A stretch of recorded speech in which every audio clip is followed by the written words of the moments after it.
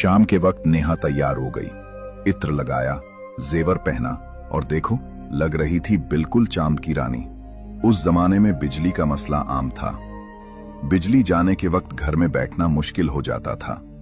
नेहा ने सोचा कि बाहर कुर्सी लगाकर बैठ जाऊं, सहेलियां आ जाएंगी तो साथ में चली जाऊंगी। यहां से शुरू होती है वो कहानी जो आज तक खत्म नहीं हुई। नेहा बाहर बैठी, हवा में एक अजीब सी खामोशी थी। ऐसे में अचानक बिजली चली गई और पूरे मोहल्ले में अंधेरा छा गया। उस अंधेरे में कुछ हुआ। नेहा ने महसूस किया जैसे किसी ने उसके पैरों को बहुत प्यार से, बहुत एहतियात से छुआ है। बिल्कुल वैसे जैसे बचपन में मां किसी सोते हुए बच्चे को जगाती है। मगर वहां तो कोई नहीं था। नेहा का दिल जोर से धड़का। उसने इधर उधर देखा मगर अंधेरे में कुछ नजर नहीं आ रहा था। उसने सोचा कि शायद कोई बिल्ली या कुत्ता होगा। फिर थोड़ी देर बाद सहेलियां आ गईं। हंसी मजाक में सब शादी में चली गईं। नेहा ने उस वक्त को भुला दिया, मगर उस वक्त ने नेहा को नहीं भुलाया था।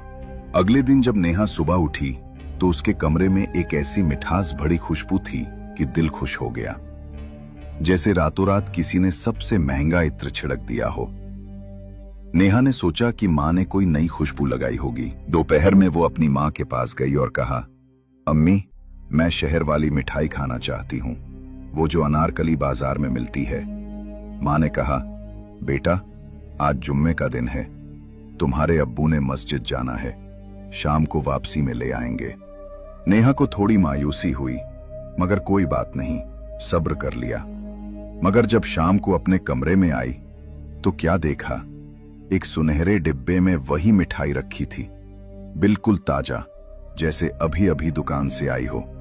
नेहा खुश हो गई।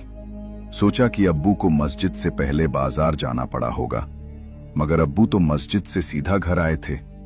उन्हें तो पता भी नहीं था कि नेहा ने मिठाई मांगी थी। अगले कुछ दिन में नेहा की हर छोटी मोटी ख्वाहिश पूरी होने लगी। किसी की लाल चूड़ियां देखी, वो मिल गईं।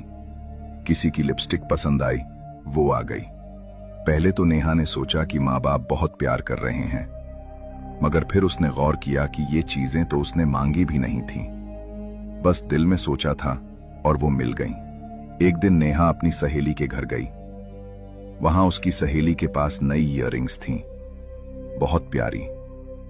नेहा के दिल में आए कि काश मेरे पास भी होती। बस सिर्फ सोचा था।